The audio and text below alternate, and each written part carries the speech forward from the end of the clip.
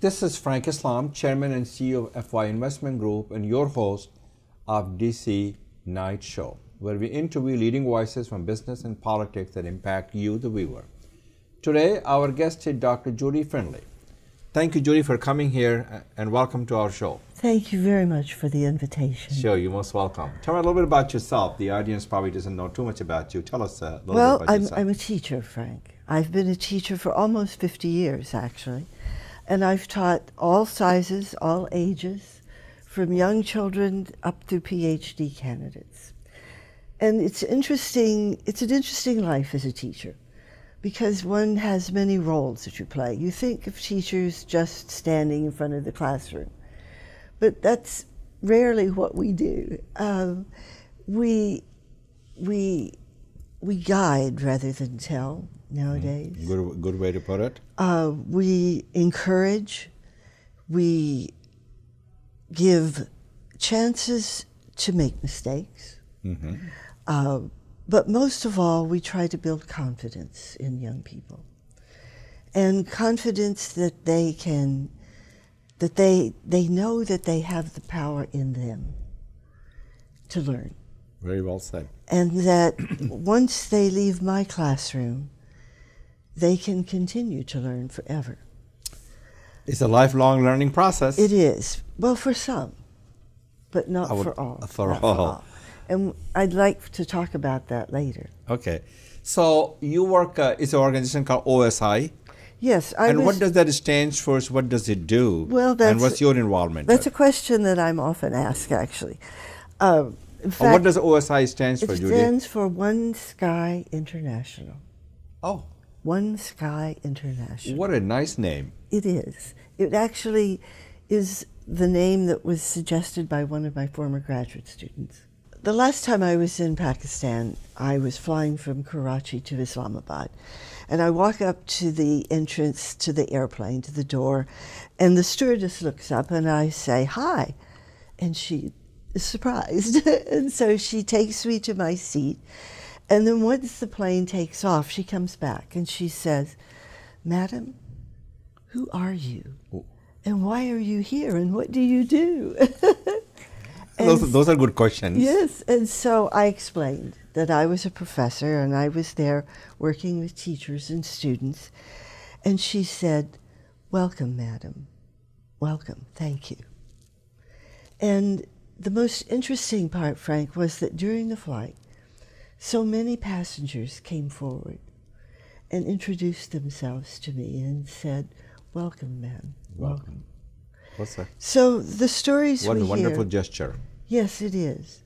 The stories we hear about families not wanting their children to be educated, I don't believe them, not really, because I think down deep inside we all want You're absolutely right. something better for our children.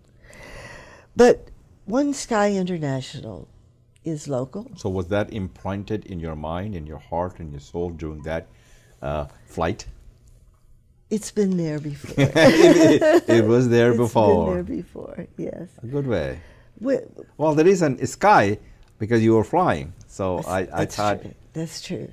You know, I'm sure that you have these coincidences that you feel are not coincidences at all. You know, it reinforces what we believe. That's the truth. So what does the organization do? Well, we're local and we're global, both. Okay. Most of the work that we do is with teachers. We really focus on teachers, on women, on children, and youth. And there's a group of really outstanding Pakistani teachers. We've worked together since 2005.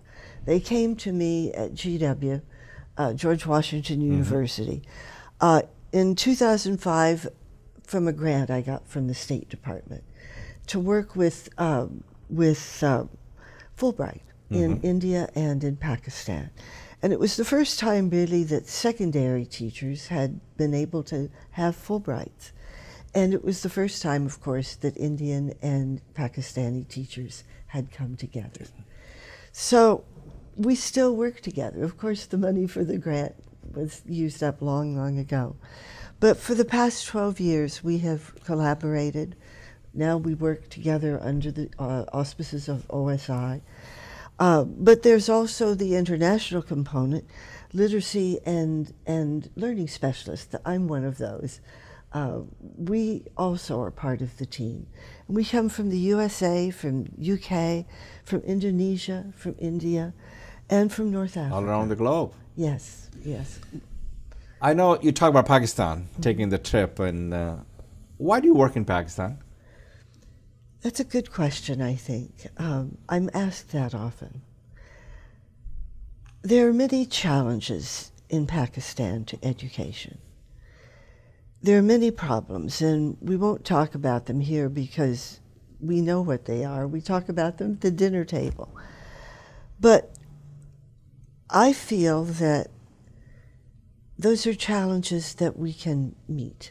We should be able to overcome? Yes, we can meet. The most important part of our team are the committed citizens of Pakistan. And many people may find this a surprise, but people want to help. And there are many, many people who have not had an education because they've had to leave school at 3rd grade, most often after 6th grade. And once you leave school in Pakistan, there is no way you can ever return. There just is no pathway. And so you're out, and there's no hope to ever continue. So it crushes the hope of the people. Yes, it does. It crushes the hope. It crushes aspirations the curiosity. And dream. Aspirations and dream. It destroys the dream. Destroys the dream. You very well said. Destroys the dream. So I think that change will come from there. It will not come from the top. So you're the voice for those who are voiceless. You're the hope for those who are hopeless. Well, they're actually not very voiceless. But what I can do, yes, what I can do is speak for them. Speak for them in places such as this. Yeah, no question about that. Do you believe that the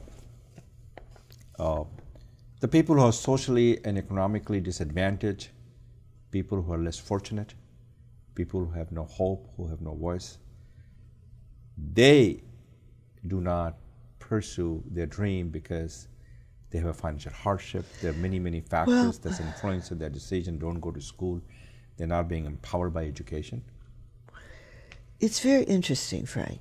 I was working in Lahore a few years ago, helping to start a school. And the driver would take me the same route every morning. And every morning I saw the same 10 young men standing on a street corner. Standing on the street. Same young people. Same young people. Every morning. Doing the same thing. Same time we'd go by, and there they were. I said to my driver, I said, if I come back after this, and it was doubtful because that was when there was so much trouble in SWAT, I said, I'm gonna be on that corner when those boys arrive. And I'm going to say, I'm Dr. Judy, and this is school. And I said... So you had the courage to do so? Pardon? You had the courage. Oh, I would have done it. And you had the strength to go do it. Absolutely.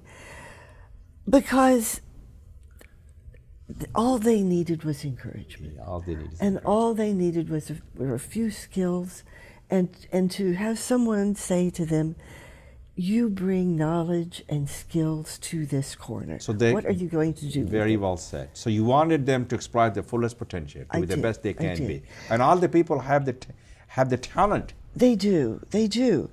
For example, if I could talk to some of the shop owners, then we could say, all right, you, and you, this man has volunteered to have you in his shop for the next week to find out what he does and how you have a business. How can you utilize his skills? Yes, and what it means to own a business, a shop. Yeah, very good. And I said, and you will be with this gentleman, and you will be here, and you three, I'm going to give you 45 minutes, and I want you to go around the neighborhood, and I want you to list the things that you do not see, the things that we need to have, the shops that are missing, the services that we could have and that could be used. And when you come back, we're going to look at what we've gathered. And so when I would have had a big pad of paper, and I would say, all right, now what do we need? What do we need to create here? What do we need to open up? Well, I mean, it could have been wonderful things. All right, what do you know that, who knows something that you would be able to do this one? And who knows something that you would, you know, what experiences, what knowledge do you want to try to get you? the best out of them. Oh, absolutely. Wow. I want them to know that they have a best. Yes. I want them to know they have a best. So, Judy, as a foreigner in Pakistan, what do you hope to contribute 5 years from now? What will be your legacy that you leave behind? I hope my legacy will be that that we have schools where everyone can come. Very good. I feel that lifelong learning is a gift that should not be denied anyone. Should not be denied to any human being, regardless of who they are. Exactly. And where they come from. Exactly. I would like to have a school where when the young ones come in the morning, their mothers come with them. And the mothers have their own space to work.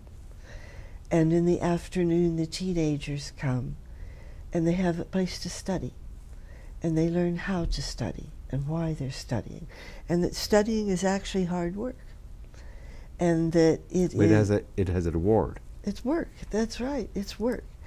And it prepares you for other work. Yes. You know? And in the evening, the fathers could come and they could smoke together. They could talk together. They could learn English. What about the mother? The mothers, I'm going to tell you about mothers in a minute. But first I want to tell you about a group of teenage boys that I have worked with. I had a Facebook message one morning that said, Dr. Judy, I want to come to your teacher workshop next week in Karachi. And I wrote back and I said, who are you? How did you find me? And he said, my name is Liaquat, and I'm 15. And I, along with 5 of my friends, have started an NGO. Wow. 15-year-old kid? 15. They were 15 years old, 15 and 16 God bless them. years old. And they said, we want to work in the community, but we don't know how to start. We don't know what to do. We need you to help us. So I called Farzana Salman, who is the development director and does all our seminars and workshops. And I said, Farzana, can we let this boy come all the way from, you know, he lives in a village outside Lahore. And Karachi was quite dangerous at that time. So we said, we just can't do that. And so I wrote back and he said, but ma'am, I have my ticket. I have my ticket. Oh, is that right? Yes. So this kid was determined. Yes, my father's brother lives in Karachi. Oh, okay. So he had a relationship. He will take care of me. So we said, okay. Frank, he was the most wonderful young man. Wow. We just fell in love with him right away. He was a leader in the group of adults that day. A 15-year-old kid. A 15-year-old boy. But back home, they Skype. We just said we can Skype, so we Skyped, and they said, "Well, what should we do?" And I said, "Well, I can't tell you." I said, "I don't live there." I said, "Now, what I can do is help you learn how to look, how to see problems, how to choose one that you think you can actually make a difference."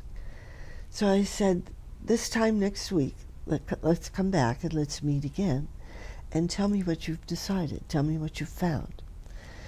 So that's what we did. And they said, we want to work with the out-of-school children. They said, it's just not fair. It's just not fair that they have to work and they can't go to school.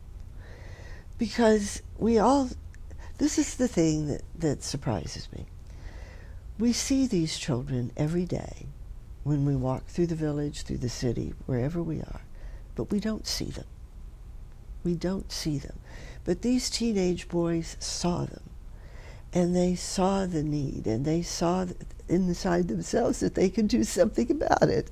And so they said, what we will do is on Sunday morning, we'll have a session.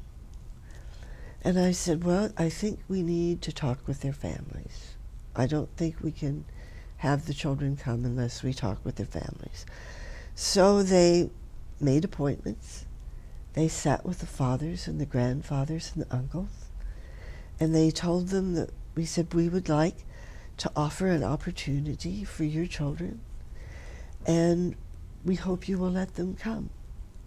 We had 50 children the first Sunday. Oh my goodness. 50 children, and there were even girls. So your initiatives, you were able to redeem the reward from their initiatives. Absolutely. That's a good way to put it. Absolutely. And so it was a few weeks later, they said, Dr. Judy, can we have a celebration? And I said, of course we can. Sure. I believe in celebrations. So we had a big celebration, and all the families came, and people from the community who wanted to know what was going on. And then the next week, one of the mothers came. And one of the kids' mother? One of the mothers of the children. And she said, could you teach us? What a wonderful thing. Teach us. Can you teach us? So this is what I mean when I say I know people want to learn. They're desperate to learn. They're desperate to learn. And it is, you know, these boys have become really good teachers in the 3 years. They're now teachers. They're not, well, they're teachers, but not officially. Not officially. But they're goodwill ambassadors. They are, and they're so bright. Yeah. And like the other young people in Pakistan, they work very, very hard at school, and then they go home and they work hard again. But at school, if you get good marks, it's the only hope you have. But the problem is when you finish college and you have those marks, there are no resources. There's no resources. And there are very few people who hold out a helping hand. They cannot harness any resources. No, that's right. There are no resources. There's not that many jobs available either. No, there are not jobs available. So it's a big job. So you ask, what do I want in 5 years? I want to change the world, Frank. Change the world. A little bit at a time. A little bit at a time. A little bit at a time. One family, project at a time. One family, one group of one family, one village. One family, one village at a time. Absolutely, absolutely. And if you do that, they can change the landscape of the world. We say that if they succeed, all of us succeed. We say that we are a circle of voices, and each time another, like the mothers, they are a circle now, and then other circles are created from theirs. It's kind of like when you throw the pebble into the water. Sure. And the ripples. It does ripples. The ripples grow. It makes a circle. Yes, that's right. That's right. So, Judy, I mean, what you're doing is wonderful, and I admire and appreciate your passion, your commitment to education, and especially for those who have no hope, especially those children who are less fortunate, right? Which is what you did. You provided them hope. Well, there's a group of women in Rawalpindi. And this is in Pakistan, Rawalpindi, yes. Rawalpindi.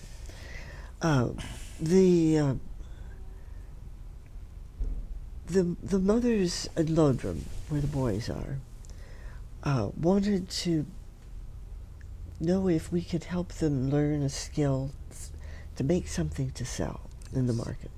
I called a young friend of mine in Islamabad, who is a well-known fashion designer, Ali Fatah. And I said, Ali, I need you to help me.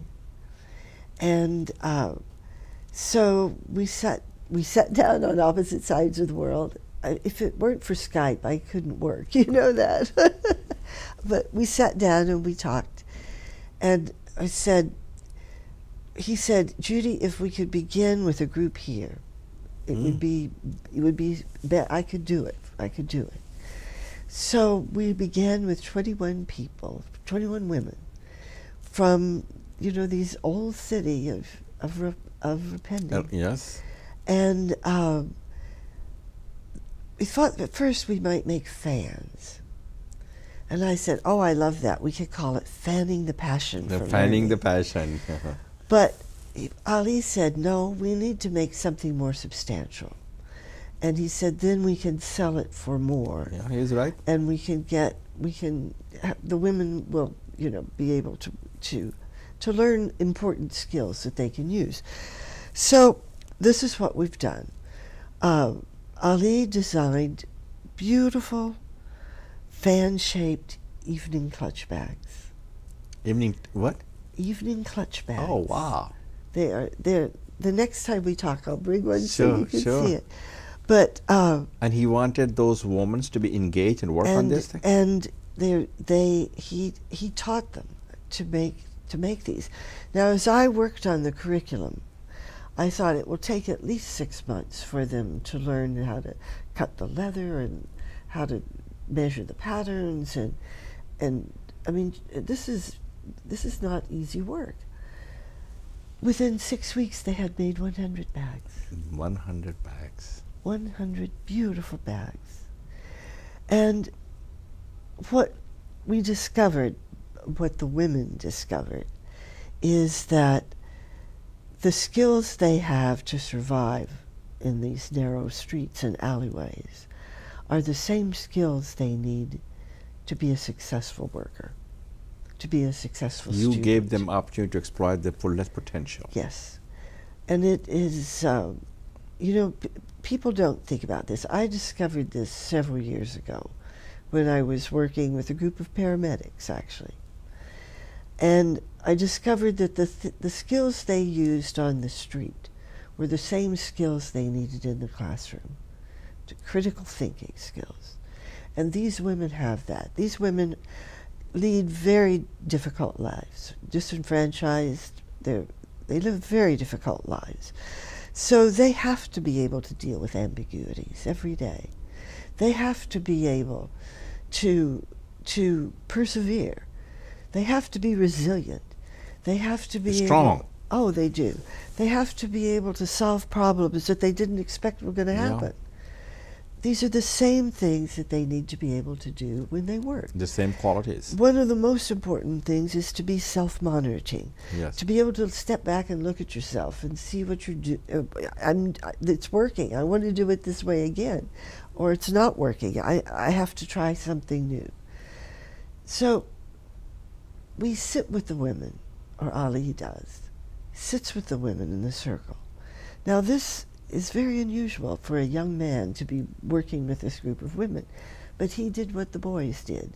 He sat with the husbands before we began, and he talked with them, and they're very proud of what their wives are doing. Of course. They're very proud. And that's the way it should be. Absolutely. So where do you get your financing for all these projects? I mean, Ali was an angel. Yes. We received a small grant from the Pearl Foundation to start. Which foundation? Pearl Foundation. Oh, Pearl Foundations. Yeah. Again, one of the graduate students that I Wow. knew at GW, she and her family started this.